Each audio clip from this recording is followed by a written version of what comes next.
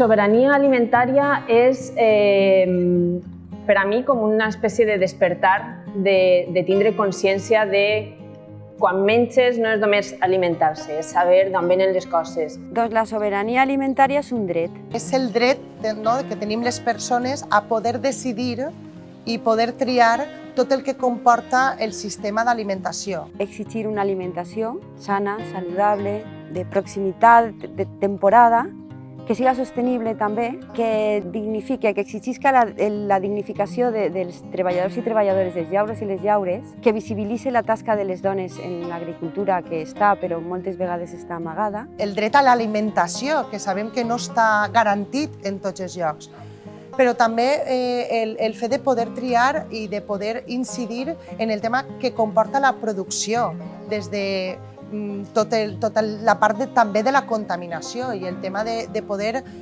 comprar aliments de quilòmetre zero, que no ens enganyen, per exemple, l'alimentació eco, aquesta etiqueta que es du tant i que precisament se'ns ha ensenyat que no sempre és tan eco. És el dret a poder triar també.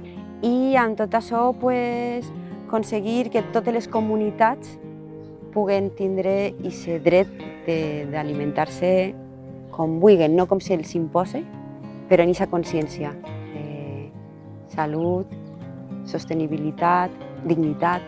També jo crec que és molt important i per a mi la cuina té aquesta part de sobirania, és que la cuina és una manera de tindre cura d'un mateix, que també és un altre aspecte de la sobirania. Jo soc capaç d'alimentar-me i de triar els aliments i de preparar-los i no soc dependent del menjar processat o d'una altra persona que m'ha de cuinar a mi.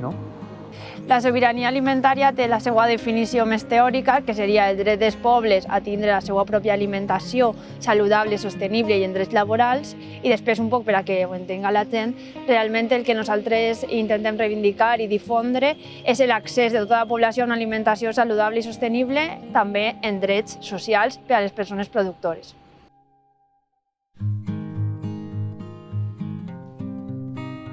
El projecte que hem desenvolupat s'anomena Llaurant i Cuinant Sobirania Alimentària i hem establert diferents projectes educatius en centres d'educació de formació professional de 3 comarques diferents. Són 6 centres que han participat d'Agrària i Hostaleria. En ells hem fet una primera part de formació al professorat i una segona en la que hem intentat transversalitzar la sobirania alimentària en els currículums de les diferents famílies professionals. La primera fase del projecte consistia en una formació certificada pel CEFIRE dirigida al professorat, en la qual vam impartir diferents mòduls relacionats amb la sobirania alimentària, alimentació saludable i sostenible, ecofeminisme, també vam tractar els impactes ambientals de la indústria alimentària i recursos educatius, que poden ser útils i pràctics per a l'alumnat en les seues diferents famílies professionals. Com a primera fase diria la formació inicial nostra com a professors per a després poder transmetre els continguts de manera correcta.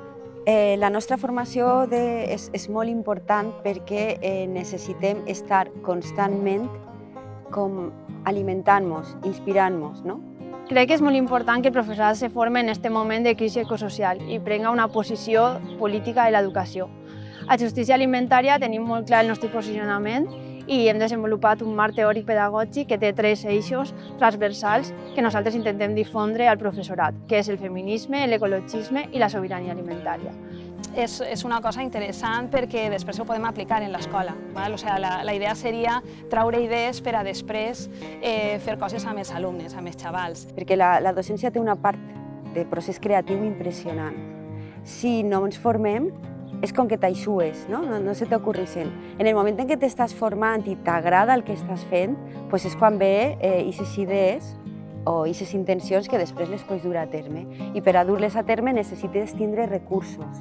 I aquests recursos, una de les fonts són la nostra pròpia formació, tant oficial com en entitats o agents externs que estan ahí per a participar i col·laborar, com és el cas de Justícia Alimentària. Tot el que teoritzaven així o el que fèiem així necessitàvem trencar portes, obrir portes i poder eixir a l'exterior. I llavors ens vam adonar que era molt important treballar a part amb redes, amb xarxes d'ací del municipi, també amb ONGs per a que l'alumnat s'adonara que existeixen i que pot haver una vinculació i una simbiosi entre el centre educatiu i la ONG. I a més, és que aquesta ONG treballa aspectes que estan totalment vinculats amb el que és l'esperit del nostre projecte de sostenibilitat. A veure, des del moment en què tenim un cicle de producció agroecològica, l'agroecologia està present. I l'agroecologia és sobirania alimentària. Jo no ho concebís d'una altra manera. Aleshores, estem constantment treballant per la biodiversitat, treballant, intentant reduir el que seria el consum de derivats del petroli, etc. I a partir d'aquesta formació, del curs, dels continguts i de tota la feina que vam fer en aquest curs, hem agarrat una miqueta de consciència i ens hem donat compte de coses que estan al nostre voltant i que no veiem. En la segona fase del projecte, el que hem desenvolupat ha sigut la implementació d'aquesta part més teòrica. Per tant, en cada centre hem desenvolupat un projecte concret i l'intercanvi amb comarcal. L'intercanvi comarcal era d'un centre d'agrària i un d'hostaleria que feien intercanvi de serveis intercentres. És una manera d'intercomunicar-nos. Moltes voltes estàs en l'institut i no penses en que al costat tens un altre institut que està fent coses que a tu te poden servir. És com una sinergia que es crea d'algo que no havies pensat que en el teu entorn podia sorgir. Col·laborar amb un institut que feia la part d'hostaleria era interessant perquè així també podien conèixer un poc l'eixida del producte a nivell de com es tractava aquest producte després en el restaurant, com es podia comercialitzar i demés. O sigui que molt interessant, sí. Ha sigut una experiència molt positiva cara a que els nostres alumnes vegin també que hi ha unes altres opcions, que dins de l'hostaleria està la banda de l'agricultura ecològica. Nosaltres estem rodejats de camps i això a ells els ha fet veure que tenen com unes altres eixides, uns altres estudis que poden realitzar i que hi ha alguns que ja han demostrat interès per, doncs mira, això de l'agricultura ecològica està molt bé. És treballar des d'una altra perspectiva, també incorporar molt la part pràctica i l'aprenentatge d'igual a igual, perquè, clar, estem sempre vinculant centres d'hostaleria i agrària. Aleshores, en aquest cas, justament en Vilamarxant, el que ha passat ha sigut això, que han sigut l'alumnat de Benaguasil, que és d'agrària, que ha vingut a acompanyar el procés de la creació de l'hort a l'alumnat de cuina.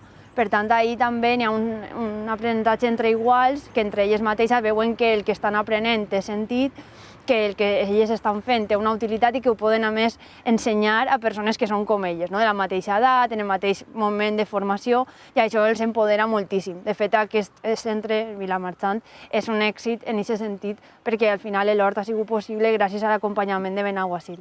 El centre és complementari al nostre, en el sentit que ells ens aporten una part que nosaltres desconeixem, la part de com treballar la terra, com conrear, i ens aporten maquinària. Venen així, passen la mula i llauren i ens ensenyen a fer cavallons i ens donen indicacions y nosaltres les preparem menjar, ¿no? Entonces vinieron ellos y ellos hacernos nosotros el favor de recogernos todo, en plan dejarnos la tierra lista para plantar y acicalarnos un poco las plantas que teníamos por ahí.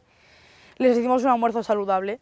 Les hicimos empanadillas de huevo y tomate, tortilla de patata, tarta de manzana también, batidos saludables, un poco de todo. Y entonces, como ellos nos hacen el favor, pues les devolvemos el favor haciéndoles el almuerzo.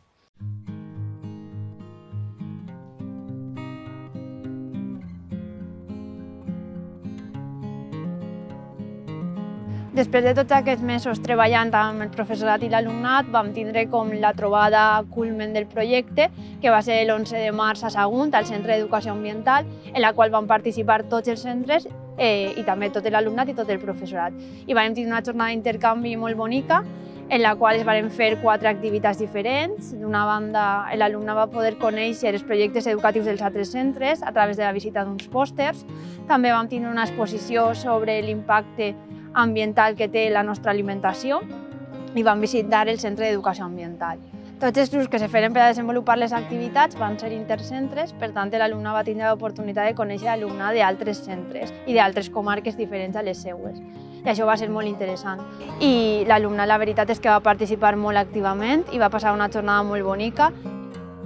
També vam gaudir d'un esmorzar realitzat pel Forn Artesà i Ecològic Terra de Pa i vam tindre una sèrie d'obsequis, regalets al final, tots ells per empreses de l'economia social i solidària.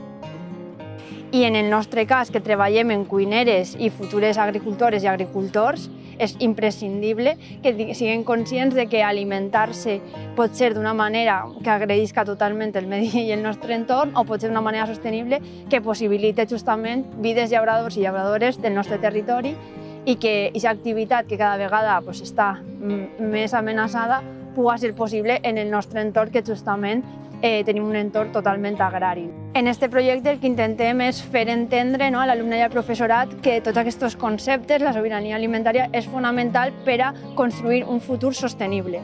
Si no tenim sobirania alimentària, si no comencem a canviar la percepció que tenim del nostre entorn, del nostre territori i dels béns naturals, no podrem construir un futur sostenible i això és imprescindible que estiga dins del sistema educatiu. Crec que a lo millor un canvi alimentari no sé si se produirà, no? Perquè els xavals mengen el que pillen i el que els agrada i també els gustos canviaran. Però posar-los en contacte amb la terra sí que és molt important, no? I en veure el que és un cicle de vida, no? I com funciona una planta i què és la terra i que tu poses en la terra una cosa, tens una cosa a canvi i aprens a fer coses en les mans, no? Que crec que és una cosa que hem perdut molt, no? En la cosa tecnològica i en la cosa del mòbil i hem perdut el contacte total en la terra i en les feines agrícoles o en l'ús de les mans, no? El més important d'aquest projecte és sobretot la transmissió als alumnes i que molts arriben dient que el seu menjar preferit és anar al McDonald's i les hamburgueses i després de les formacions, obrir-los un poquet els ulls, són capaços de ser un poquet més crítics, de tindre una altra visió de lo que és alimentar-se i coneixement sobre què mengen i com mengen.